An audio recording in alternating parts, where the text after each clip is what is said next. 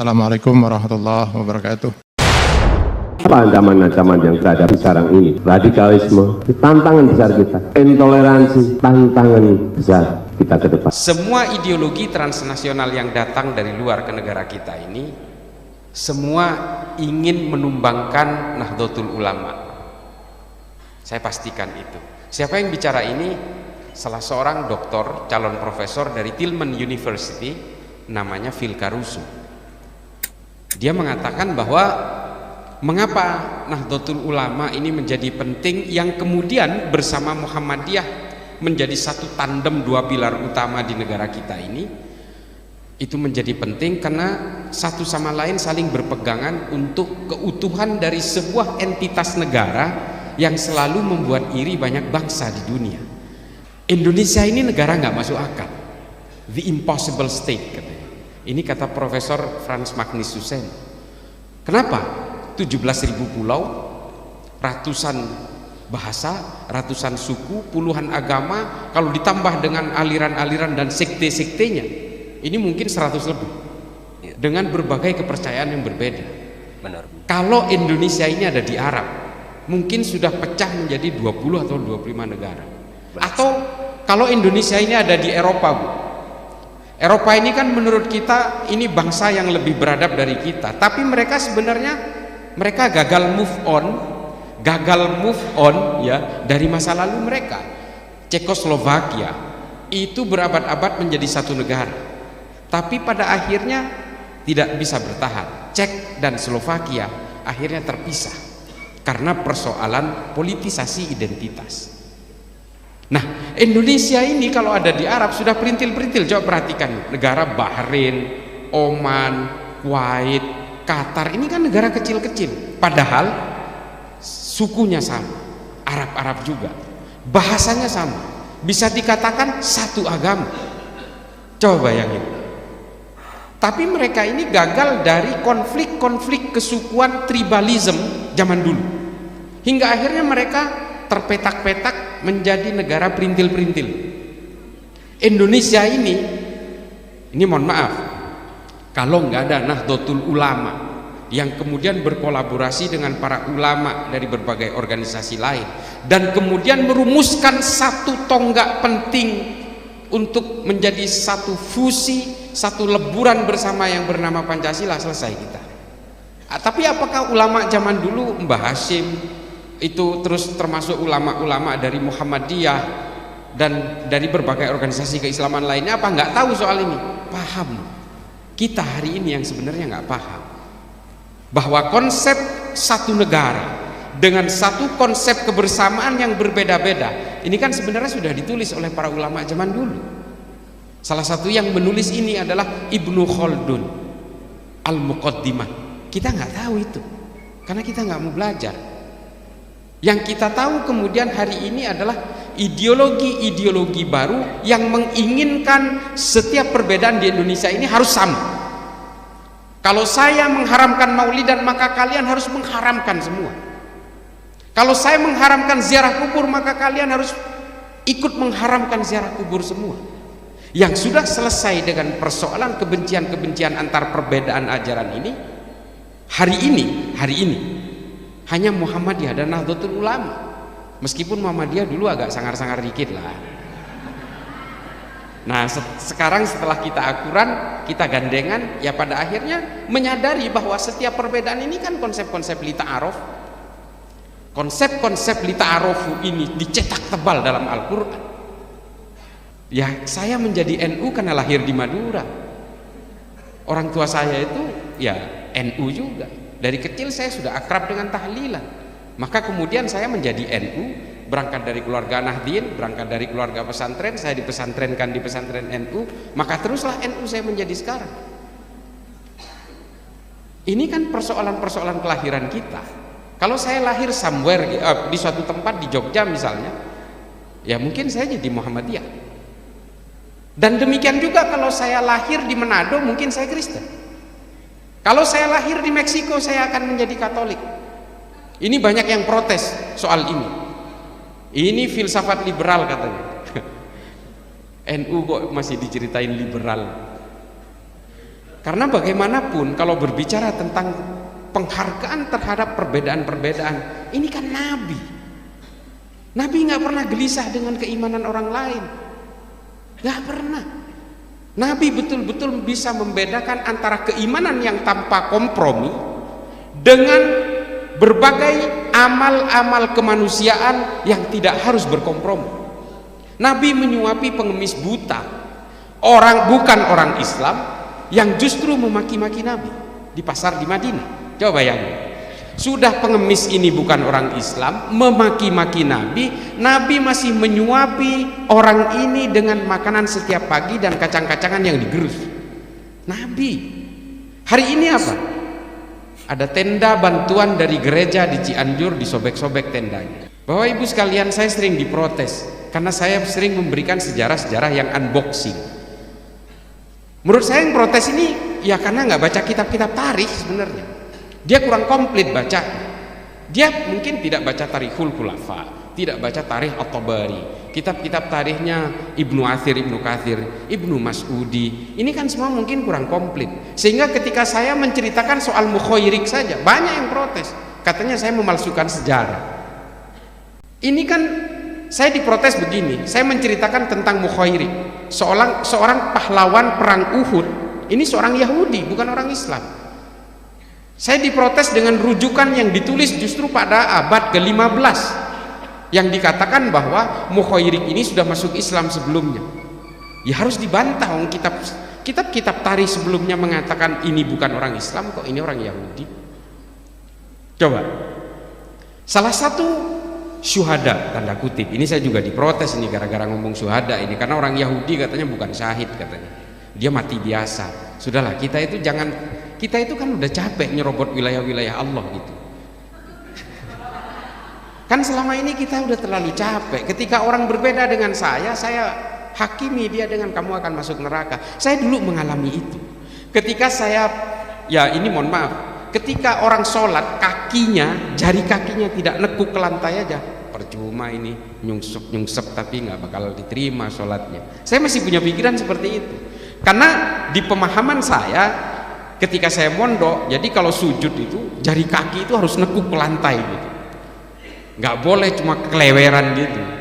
Nah ketika saya menemukan itu di Jakarta, jari kaki itu tidak nekuk ke lantai, saya aduh kesian orang ini udah sujud, iktidal, ruku dan sebagainya, ini nggak bakal diterima ini. Nah di situ saya sudah jadi Tuhan kerdil di situ. Nah, ini kan yang paling ditentang oleh Jalaluddin Rumi dalam Fihi Ma Fihi. Penyakit manusia itu kan ketika merasa paling. Penyakit manusia itu merasa paling Islam, merasa paling alim, merasa paling tahu, merasa paling melarat pun ini jadi penyakit. Apalagi merasa paling kaya. Nah ini yang diprotes keras. Jadi kata Jalaluddin Rumi dibilang, ya memang orang itu selalu berusaha untuk menghipnotis orang itu dengan menggunakan agama, karena agama ini memang alat hipnotis yang paling murah dan paling cepat untuk menghipnotis orang. Ya entah nipu travel biro entah nipu perkampungan syariah syariah ini syariah itu paling gampang. Penyakit manusia itu adalah ketika dia merasa paling dekat dengan Allah, maka orang lain dianggap lebih jauh daripada dirinya kepada Allah. Ini penyakit manusia juga. Nah, saya pernah mengalami masa-masa itu. Bahkan Gus Dur, Allah yarham Gus Dur, itu pernah wah ini antek Yahudi nih, liberal ini. Saya pernah menghakimi begitu. Gara-gara saya membaca Ma'alim fil Thoriqnya Said Qutb. Saya membaca Jahiliyatul Qornil Isrinnya Muhammad Qutb. Apalagi ditambah dengan Abdullah Azzam, Jihadiyah Tarbiyah dan sebagainya. Ditambah lagi dengan kitabnya Abu Bakar Naji, Idarat At-Tawahhush. Makin kafir semua orang lain. Saya pernah mengalami itu Bapak Ibu sekalian. Jadi saya penyintas. Dan semuanya kemudian menjadi ironis karena saya lepas. Hati saya ini sudah tidak terborgol lagi oleh penghakiman kepada orang lain. Kemarin saya berceramah di tempat ibadahnya orang Yahudi. Menceritakan tentang orang-orang Islam yang menyelamatkan orang Yahudi di Eropa ketika dikejar habis-habisan oleh Nazi Jerman. Saya bercerita yang menyelamatkan orang-orang Yahudi ketika orang-orang Yahudi dipersekusi oleh Hitler di Holocaust, itu diselamatkan oleh orang-orang Islam. Nggak ada yang tahu. Dan sejarah seperti ini sengaja disembunyikan. Kenapa? Supaya orang Islam ini terus bermusuhan dengan orang lain. Dan mengapa kemudian Hizbut Tahrir yang kantor pusatnya di London itu dideploitasi ke sini secara habis-habisan? Coba kita curiga nggak kira-kira? Kantor pusatnya Ahmadiyah itu di London, kantor pusatnya Syiah itu di London, kantor pusatnya Hizbut Tahrir di London. Curiga nggak sih kita? Ini kan it's all about, jadi kalau di dalam buku it's all about power shifting global game. Hari ini kalau ingin menguasai dunia, kuasai orang Islam. Jelas ini sahih ini. Dan mengapa orang Islam selalu dijejali dengan mimpi-mimpi politik? Karena orang Islam itu akan lemah dalam persoalan-persoalan politik. Karena orang yang ingin menghancurkan Islam belajar dari sejarah. Hanya orang Islam sampai hari ini yang gagal move on dari perang-perang sesama orang Islam masa lalunya, yang gagal move on dari orang Islam yang saling bunuh sesama orang Islam dari masa lalunya. Saya juga diprotes ketika saya menyampaikan sejarah bahwa yang membunuh Sayyidina Utsman juga orang Islam. Banyak yang nggak terima. Loh, mau dibantah gimana ini catatan sejarah? Yang membunuh Sayyidina Ali juga orang Islam, hafidz Quran 30 juz. Gimana coba? Imam Suyuti sudah menulis tuntas ini di Tarikhul Khulafa. Yang membunuh Sayyidina Utsman, kata Imam Suyuti, itu adalah Muhammad bin Abu Bakar. Ini ditulis jelas oleh Imam Suyuti. Banyak yang protes, nggak mungkin anaknya Sayyidina Abu Bakar. Lalu saya dituduh ingin mendiskreditkan para sahabat. Ini kemana cara berpikirnya? Saya diprotes, itu bisa dilihat itu. Saya dihakimi luar biasa. Saya bahkan dikafirkan dan akan masuk neraka. Ya nggak apa-apa. Saya tiap sholat baca syahadat.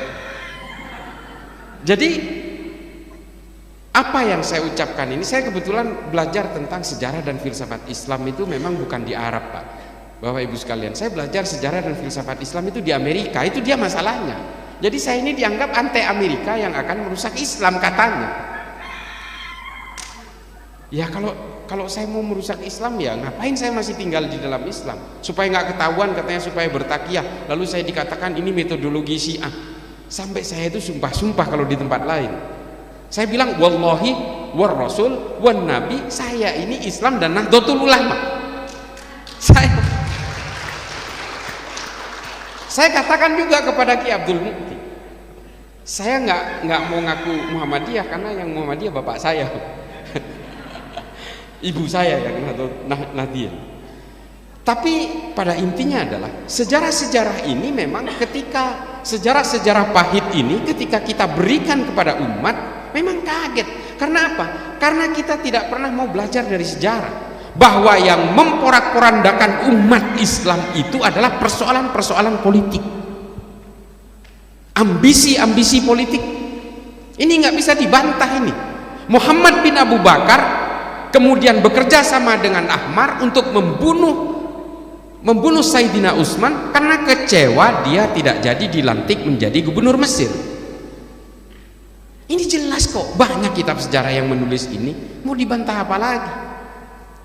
Ini kan jelas gitu. Memang Muhammad bin Abu Bakar tidak mengeksekusi langsung, karena ketika Muhammad bin Abu Bakar memegang jenggot dari Sayyidina Utsman, kamu hari ini akan saya bunuh. Lalu Sayyidina Utsman berkata, ini dalam Tarikhul Khulafa, kalau tidak salah halaman 39, dipegang jenggotnya. Lalu Sayyidina Utsman berkata, saya tidak percaya kalau anak sahabat terbaik saya akan membunuh sahabat bapaknya sendiri. Lalu dilepas oleh Muhammad bin Abu Bakar jenggotnya Sayyidina Utsman, tapi kemudian berbisik kepada Ammar, habisi dia, ditikam di ulu hatinya. Gara-gara apa? Politik. Kita belum berbicara tentang bagaimana Sayyidina Ali dipersekusi di Masjid Jami di Kufah di Irak. Dipenggal lehernya di rakaat pertama, di sujud pertama ketika menjadi imam salat subuh. Berteriak takbir Abdurrahman bin Muljam At-Tamimi namanya, nama eksekutornya ini. Dibunuh, dipenggal dengan pedang yang direndam di dalam cairan beracun selama 3 hari 3 malam. Ini yang dikatakan oleh Tarikh At-Tabari. Mau dibantah apa lagi? Dalam bab Al-Umam wa Al-Muluk saya dibantah habis-habisan soal ini. Loh, ya baca dong. Semuanya ada kok tertulis, gimana? Siapa Abdurrahman bin Muljam ini? Dia hafidz Quran 30 juz, diterangkan sampai dia itu dibakar hidup-hidup. Ini pertentangan. Di Tarikh At-Tabari disebut dia dibakar setelah mati, tapi di Tarikhul Khulafa Imam Suyuti disebut hidup-hidup dia dibakar. Dia tidak mau mengaku bersalah karena telah membunuh Sayyidina Ali. Karena apa? Sayyidina Ali sudah dikafirkan lebih dulu. Saya telah membunuh orang kafir yang bernama Ali. Dia tidak mengaku bersalah. Mari kita jaga kedamaian, kemanusiaan dan cinta di kalangan seluruh anak bangsa kita ini. Jangan lagi kita terpengaruh oleh berbagai kepentingan-kepentingan politik yang sifatnya sektoral, yang sifatnya parsial, yang sifatnya betul-betul eksklusif. Kita harus berpolitik atas nama Islam dan atas nama negara, atas demi keutuhan negara kesatuan Republik Indonesia yang diridhoinya. Aku qouli hadza astaghfirullah li wa lakum. Wassalamualaikum warahmatullahi wabarakatuh. Terima kasih.